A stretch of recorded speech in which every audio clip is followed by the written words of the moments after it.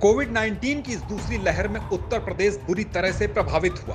उत्तर प्रदेश के कई जिले और शहर इस कोरोना महामारी के दौरान WHO के द्वारा जारी सबसे ज्यादा प्रभावित शहरों की सूची में भी आ गए। उनमें से एक शहर कभी उत्तर भारत का मैनचेस्टर कहा जाने वाला कानपुर शहर भी है। कानपुर की ही सीमा से लगने वाले जनपद उन्नाव में गंगा नदी के किनारे दफन शवों ने तो मन झकझोर कर ही रख दिया।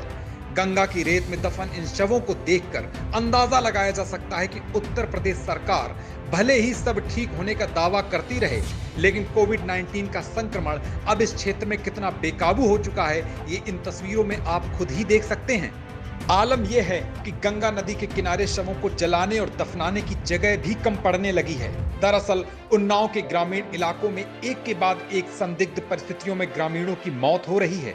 मरने वाले ज्यादातर लोगों को खांसी, बुखार और सांस लेने में दिक्कत हुई थी।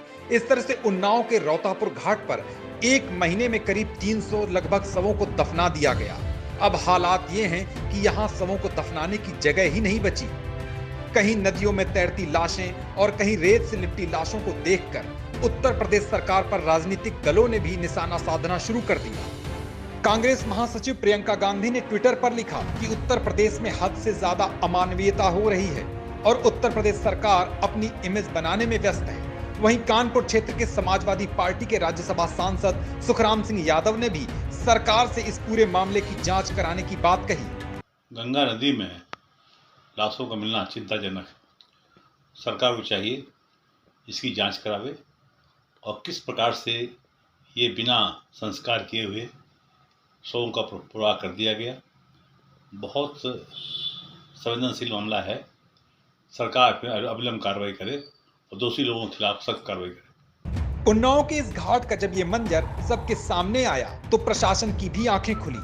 उन्नाव के जिलाधिकारी रविंद्र कुमार ने कहा कि अभी उन्हें ऐसी जानकारी मिली है जिसकी जांच एसडीएम और सीओ कर रहे हैं। तो ये जानकारी मिलने पर मैंने तुरंत अपने एसडीएम को और पुलिस क्षेत्र अधिकारी को भेजा है और अभी तक उन लोगों ने जितना देखा है किनारे की तरफ तो इस तरह की खुले में बॉडी नहीं आई है, लेकिन अन्य जगह भी मैंने जांच करने के लिए कहा है और जो भी स्थिति आएगी इसमें उचित कार्रवाई की जाएगी। जिलाधिकारी ने मीडिया को बयान तो दे दिया, लेकिन सोचने वाली बात यह है कि आखिर ऐसा क्या हुआ कि मरने के बाद भी शवों को पूरी तरह से दफनाया नहीं गया, जिससे कई शव तो खुलकर सामने भी आ गए।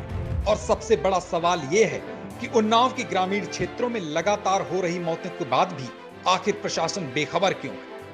उन्नाव से गोपाल महसूरी के साथ संदीप कुमार की रिपोर्ट। न्यूज़ इन 24 पर खबरों से जुड़े रहने के लिए हमारा चैनल सब्सक्राइब करें और नोटिफिकेशन के लिए बेल आइकन दबाना ना भूलें।